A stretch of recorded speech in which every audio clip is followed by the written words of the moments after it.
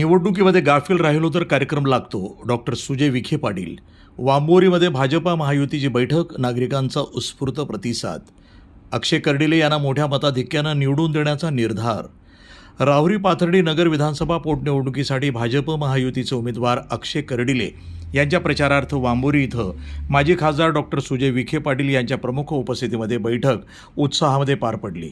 या बैठकीला वांबोरी परिसरातील शेतकरी, युवक आणि नागरिक मोठ्या संख्येनं उपस्थित होते. बैठकीत मार्गदर्शन करताना डॉक्टर सुजय विखे पाटील म्हणाले की निवडणुकीमध्ये गाफील राहिलो की कार्यक्रम लागतो याचं जिवंत उदाहरण म्हणजे संगमनेर होय. या ठिकाणी सेतूवाला आमदार होतो, पण माझाही कार्यक्रम लोकांनी फिट केला.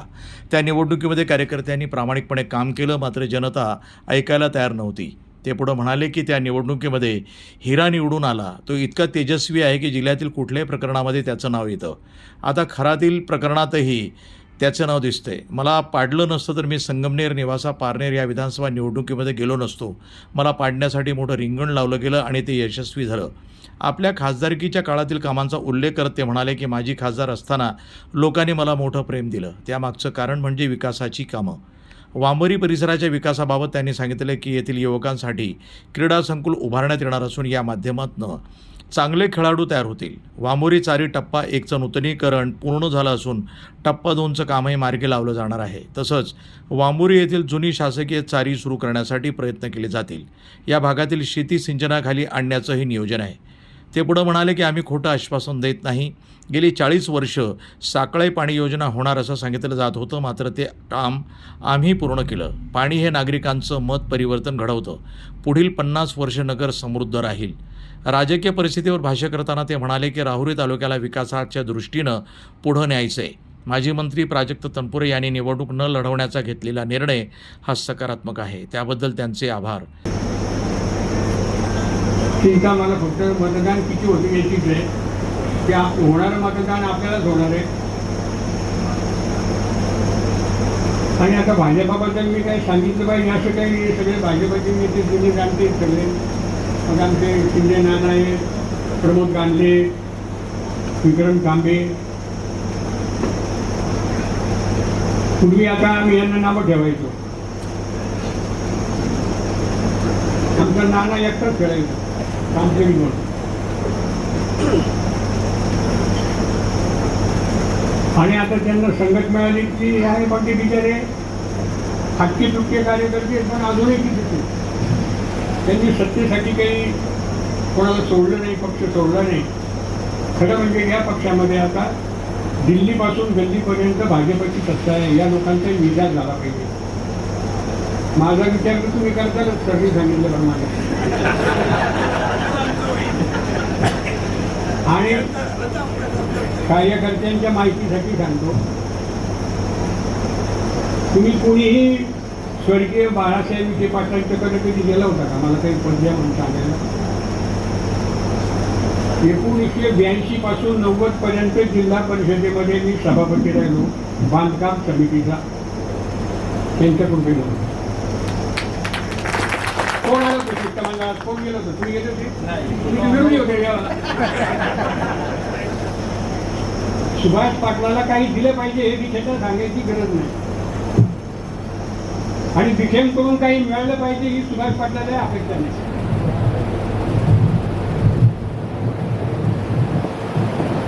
विखे आणि सुभाष पाटील या एकाच नाण्याच्या दोन बाजू आहेत. तालुक्यामध्ये हा एकच कार्यकर्ता असा होता विखे पाटलांचा की रस्त्याने जाताना, राहुरीतून जाताना एकटाच जायचा. पंचायत समितीमध्ये एकटा. माझ्याबरोबर यायची लोकांना भीती वाटायची. एकटाच आहे. आणि मग सवंगणी जमा करीत जिल्हा परिषदेच्या माध्यमातून, खासदार साहेबांच्या माध्यमातून त्यांच्या मदतीनं राहुरी कारखाना ताब्यात घेतला 1989 साली.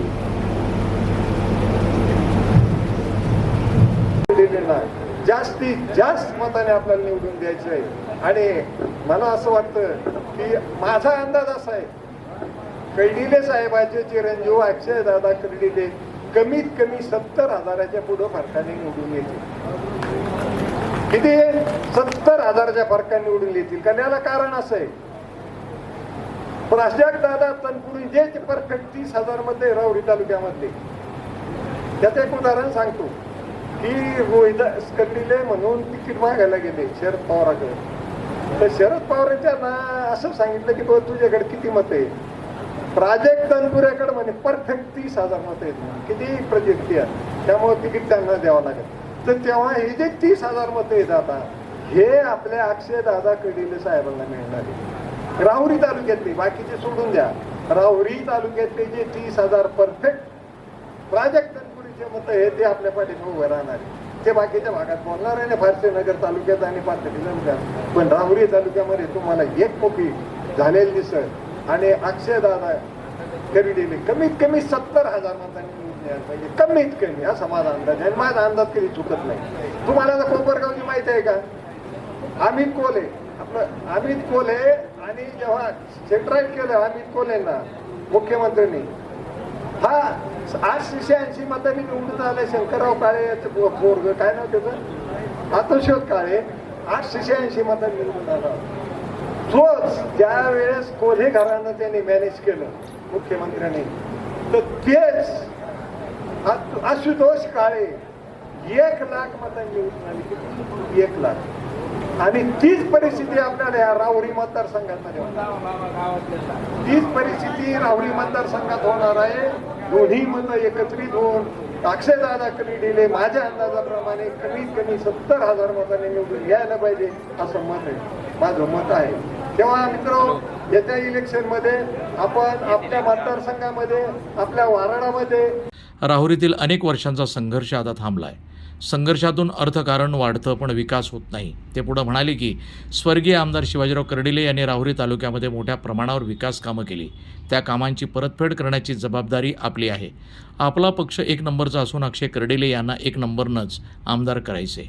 साखर उद्योगाबाबत त्यांनी सांगितलं की 12,000 टन क्षमतेचा कारखाना सुरू करण्यात आला. कोणाचाही ऊस शिल्लक राहणार नाही. ते पुढे म्हणाले की पुढील काळामध्ये अहिल्यानगर जिल्ह्यामध्ये 3 लोकसभा मतदारसंघ होतील. सकाळी 7 वाजल्यापासून नगर मनमाड रस्त्यावर उभे राहून काम सुरू केलं असून या कामासाठी 3 किलोमीटर पायी चाललो. शेवटी त्याने सांगितलं की राजकारण हे एक दिवसाचं नसून लोकांच्या जीवनामध्ये बदल घडवण्याचं माध्यम आहे. माणसं ओळखण्यासाठी गुण असावं लागतात. वामुरीत आलो की सुभाष पाटील हे नाव पुढे येतं. वामुरी परिसरातील नागरिकांनी अक्षय कर्डिले यांना मोठ्या मताधिक्यानं आमदार करण्याचा निर्धार केला आहे. यावेळी ज्येष्ठ नेते सुभाष पाटील म्हणाले की स्वर्गीय आमदार अरुण काका जगताप यांच्या माध्यमातून माझी आणि स्वर्गीय आमदार शिवाजीराव कर्डिले यांची मैत्री झाली. कर्डिले यांची काम करणाऱ्या माणसाची ओळख आहे. त्यांच्या कामाला मतं देऊन अक्षय कर्डिले यांना आमदार करायचे. ते पुढे म्हणाले की वामुरी चारीचे शिल्पकार कैलासवासी बाळासाहेब विखे पाटील आहेत. डॉक्टर सुजय विखे हे फक्त डॉक्टर नसून न्यूरोसर्जन आहेत. लोकांच्या डोक्यात काय चालतं हे त्यांना समजतं. काम करणाऱ्या लोकांकडे जनता जाते आणि लोकदरबारामध्ये प्रश्न मार्गी लागतात. त्यामुळेच गर्दी होते. उमेदवार अक्षय कर्डिले यांनी आपल्या भाषणात सांगितलं की माझ्या वडिलांचे विकासाचे स्वप्न हे पूर्ण करायचे. सर्वांना सोबत घेऊन मतदारसंघात विकासाची गंगा आणायची. त्यामुळं मतदारांनी विकास कामासाठी मतदान करावं. या बैठकीला उमेदवार अक्षय कर्डिले, ज्येष्ठ नेते सुभाष पाटील, भाजपा तालुकाध्यक्ष सुरेश बानकर, सुखदेव कुसमुडे, विक्रम तांबे, हरिभाऊ कर्डिले, उदयसिंह पाटील, प्रभाकर हरिश्चंद्र, किरण ससाणे, भाऊसाहेब साठे, प्रशांत नवले, अशोक उंडे, ज्ञानदेव शिंदे, सुरेश सुंबे यासह वामुरी परिसरातील नागरिक मोठ्या संख्येनं उपस्थित होते. 7,500-8 हजाराचं मताधिक्य 39 गावांनी दिलं होतं आणि मला वाटतं की यापेक्षा आता आपण सर्व कार्यकर्ते मैदानात आल्यानंतर गेल्या 2009 पासून कर्डिले साहेबांनी जी विकासाची कामं या 39 गावामध्ये केलेली आहेत, त्याचबरोबर प्रत्येकाच्या सुखादुःखात लोकसंपर्कात साहेब कुठेच कमी नव्हते आणि याची जाणीव ठेवून आज आपण अक्षयदादाच्या पाठीमागे सगळ्यांनी उभं राहिलं पाहिजे. आपली स्वतःची निवडणूक आहे या भावनेतून आपल्याला काम करायचं. इथं बसलेला प्रत्येक कार्यकर्ता याने कुठली ना कुठली निवडणूक हाताळलेली आहे, स्वतः निवडणुकीला उभे राहिलेले आहे. ते पण निवडणूक कशा पद्धतीने करायची हे आपल्या सर्वांना माहीत आहे. आज ही काही बोलण्याची वेळ नाही. जी काही विकास कामं झालेली आहेत ती आपल्या सर्वांना माहीत आहे. केंद्र आणि राज्य सरकारच्या योजना या ठिकाणी कर्डिले साहेबांनी या 39 गावामध्ये एकूणच राहुरी नगर तालुका आणि पाथर्डी तालुक्यामध्ये राबवलेल्या आहेत. मोठ्या प्रमाणावर निधी आणलेला आहे. वापोरी चारीचा पहिला टप्पा असेल, दुसरा टप्पा असेल, वीजबूल असेल, मुख्यमंत्री ग्राम सडक योजना असेल, जनसंधारणाची कामं असेल, गाव तेथे सभामंडप ही संकल्पना शिवाजीराव कर्डिले साहेबांनी या ठिकाणी राबवलेली आहे. आणि म्हणून ग्रामपंचायतच्या सरपंच पदापासून तर राज्यमंत्री पद असेल, जिल्हा सहकारी बँकेचं चेअरमन पद असेल आणि त्या माध्यमातून सोसायट्यांना सक्षम करण्यासाठी शेतकऱ्यांच्या हिताचे अनेक निर्णय कर्डिले साहेबांनी बँकेच्या माध्यमातून घेतलंय. आपल्याला सर्वांना कल्पना असेल, खेळते भांडवल ज्यामध्ये गायीसाठी गायीचे प्रकरण केलं, मोठ्या प्रमाणावर निधी या ठिकाणी दिलं जायचं. खरं तर आमच्या संचालक मंडळामध्ये चर्चा व्हायची की परतफेड होते की नाही खेळत्या भांडवलाची, परंतु मोठ्या प्रमाणावर निधी दिल्यानंतर या प्रत्येक सोसायटीने किंवा ज्यांनी लाभार्थी होय त्यांनी ही योजना अतिशय चांगल्या प्रकारे केली आणि त्याचा परतावा सुद्धा जिल्हा सहकारी बँकेला दिला. आणि म्हणून कार्यकर्त्यांनी शेतकऱ्यांनी मागणी केली की परत सुरू केली पाहिजे. आणि म्हणून असे अनेक निर्णय कर्डिले साहेबांनी या ठिकाणी घेतलेले आहेत. आणि त्यांच्याच पावलावर पाऊल टाकून आता अक्षयदादा या निवडणुकीला सामोरं जात असताना ही निवडणूक काही नेहमीची निवडणूक नाही आहे, ही पोट निवडणूक आहे. आपल्याला एकीकडे कर्डिले साहेब जाण्याचं दुःख आहे, परंतु आता ही जबाबदारी अक्षयदादावर टाकल्यामुळं आपण त्यांच्या पाठीमागं उभं राहून आपल्याला निरोप येवो किंवा नेवो, गाडी मिळवो किंवा नाही मिळवो, आज आपण कुठलीही आपली मागणी किंवा प्रत्येक गावामध्ये प्रचाराला जात असताना विकास कामं आपल्याला मागायची नाही. पहिलं आपल्याला अक्षयदादासाठी मत मागायचं, मत द्यायचं, निवडून आणायचंय आणि भविष्यातील कामं त्यांच्याकडून आपल्याला करून घ्यायची आहे. आज अक्षयदादाच्या पाठीमागे मुख्यमंत्री साहेब असतील, प्रदेशाध्यक्ष असतील, आपले महायुतीचे सर्व ज्येष्ठ नेते असतील, नामदार राधाकृष्ण विखे पाटील, सुजयदादा, आम्ही सर्व त्यांच्या पाठीमागे आहोत. मागे आपण सांगितलं होतं बैठकीमध्ये 39 गावाची जी काही जबाबदारी असेल आम्ही सर्व कार्यकर्ते या ठिकाणी पार पाडून तिथल्या अडीअडचणी आम्ही सर्व भविष्यामध्ये सोडून. अक्षयदादा वयाने जरी लहान असला परंतु तो गेल्या 2-3 वर्षापासून कर्डिले साहेबांच्या पाठीमागचं सर्व राजकारण, समाजकारण, लोकांच्या अडीअडचणी अक्षयदादाने सोडवलेल्या आहेत. आणि निश्चित आहे की शेवटी एकदा प्रवाहात आल्यानंतर त्याला शिकवावं लागेल, ते अनुभवाने तो शिकतो. आणि मला खात्री आहे की नवे जुने कार्यकर्ते असतील ज्यांना कर्डिले साहेबांचा सहवास लाभलेला असेल, काहींना कमी कालावधीमध्ये नवीन युवक कार्यकर्ते जोडले गेले असतील, त्यांना फारसा सहवास नसेल, परंतु नेतृत्व करत असताना नवे जुने तरुण या सर्वांना बरोबर घेऊन या ठिकाणी काम करायचंय. आपल्या सर्व महिला आघाडी मोर्चा पक्षाचे, संघटनेचे सर्व कार्यकर्ते उच्च आणि सातत्याने जिल्ह्यावर अन्याय करायचं काम हे त्यांनी केलं. आज त्यांची भूमिका देखील स्पष्ट झाली. आणि मला तर खरं कोणावर आरोप नाही करायचा, पण मी आवर्जून सांगेल की जेव्हा बारामती आणि राहुरी विधानसभेची परिस्थिती एक होती, जेव्हा दोन्ही विधानसभेमध्ये विद्यमान आमदार अपघाती मृत्यू किंवा दुर्दैवी मृत्यू नंतर पोटनिवडणूक लागली असेल, तर जो न्याय बारामतीला महाविकास आघाडीने दिला तो न्याय राहुरी विधानसभेला का नाही? कर्डिले साहेबांचं काय कर्तृत्व नव्हतं? आम्ही मान्य करतो की स्वर्गीय दादांचं काम कदाचित साहेबांपेक्षा मोठं असेल, एवढी सत्ता त्यांच्याकडे होती आणि एक चांगलं काम दादांच्या माध्यमातून महाराष्ट्राला झालं. पण माननीय कर्डिले साहेब देखील कुठले एक नौके आमदार नव्हते. मतदारसंघ प्रत्येक वेळेस बदलून, पक्षचिन्ह प्रत्येक वेळेस बदलून 6 टर्म निवडून येणारा एकमेव महाराष्ट्रातला माणूस म्हणजे माननीय शिवाजीराव कर्डिले साहेब. आणि त्यांनी फक्त स्वतःसाठी केलं नाही, त्यांनी त्या कालावधीमध्ये स्वर्गीय कर्डिले साहेबांनी बाबासाहेबांसाठी देखील लोकसभेचं चिन्ह घेऊन प्रचार केला. आणि हेच मी वारंवार सांगत आलो, हेच कैलासवासी बाळासाहेब विखे पाटील जिल्ह्याच्या लोकांना सांगत आहेत. पण लोकांना ते कदाचित भावलं नाही. लोकसभेमध्ये जेव्हा आम्ही आमची भूमिका मांडत होतो, मोनिकाताई होत्या, मी होतो, की भारतीय जनता पार्टी आणि आदरणीय प्रधानमंत्र्यांच्या नेतृत्वामध्ये आपण परत एकदा या ठिकाणी लोकसभेला मला निवडून द्या, जेव्हा मी विनंती करायला आलो तेव्हा कदाचित लोकांना असं भावलं की आपल्याला सामान्य माणूस हा खासदार करून पाहायचा.